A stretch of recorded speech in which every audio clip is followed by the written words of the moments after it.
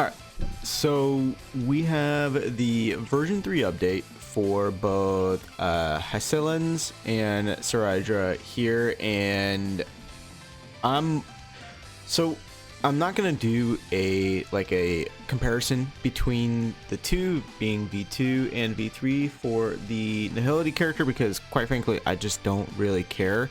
I'm not excited about her whatsoever, but what I am excited about is Cerydra, because she is going to be a fantastic Finon support. Let's go ahead and just check out exactly the updates for her. We can see here that there is 7, so we're going to go over it.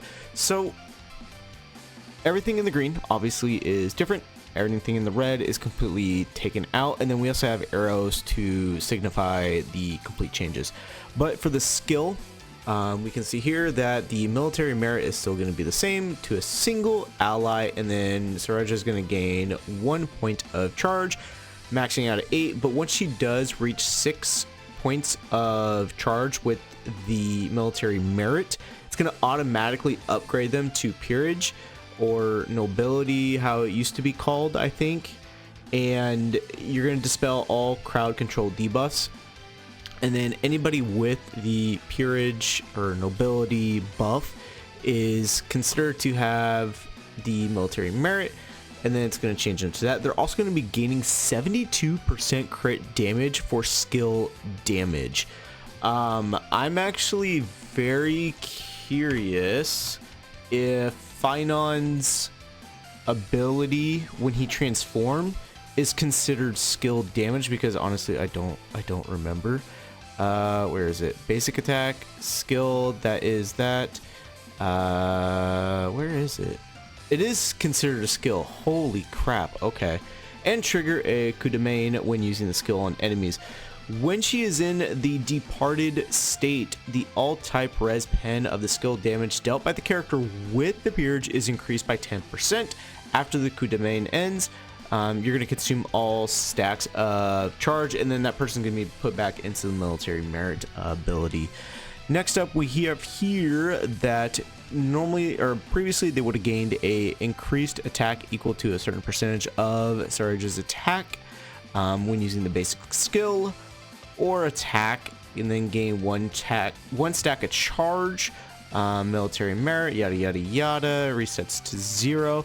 Now it's going to be 24% of her attack, so decent amount of attack. So it seems like you want to build her with mainly a lot of attack, so that's fine. The technique is, after using it, you're going to gain military merit. When switching active characters, military merit transfers to the current active character at the start of the next battle. Automatically use the skill 1 time on the character holding military merit without consuming any skill points. That's actually really good. That's a very, very good technique for her whole kit. Very, very good about that. And then the T2, her trace 2, is that increases her own crit rate by 100%. And then while it is less than the maximum, she's going to automatically gain 1 point of charge when a character is in military merit uses their ultimate. This effect can only be triggered once per battle. So that tells me that if Finon over here activates his Kevin state, and once he goes into that, and let's say he's 5 out of 6 of the military merit, then that just means that Cerydra's talent 2 is going to trigger, and then boom, you're going to be able to be put in the nobility, the peerage, and get all the extra buffs that come with that, which is absolutely cracked insane. E1 honestly is busted, because anybody with the military merit, not with the peerage state, you are just going to ignore. It was 15% of the target's defense, now it's 16%, which is insane.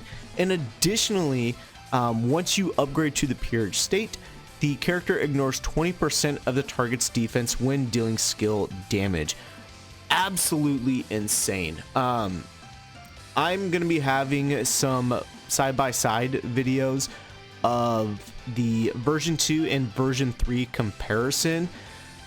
Honestly, it's not a huge difference, but it seems that she's just a very, very smooth character to play with. And having a character like that paired up with Finon is absolutely huge, because that's essentially what he wants, right? So for the most part, you're going to be wanting, depending on what you have, you want Sunday and Cerydra, preferably E1 Cerydra, and then either Bronya or an E1 Rame with their ultimate up, and you're just going to be tearing through everything. Because, I mean, you think about it, with an E1 Bronya, you are already going to be ignoring 18% of the enemy's defense. You're going to be having, if you do, Finon's Light Cone, that's an additional, what, 18, 20%? I might have those two flipped. And then E1 Cerydra, a 16% defense ignore on her E1. You're just going to be doing stupid amounts of damage. Cerydra's definitely a must pull if you have Finon and you want to like iron out that team to be absolutely perfect. She's 100% worth it. It's definitely who I'm going for, and that's why I'm skipping the Nihility character, and then after that, whoever comes. But my goal is definitely, you know, the Queen.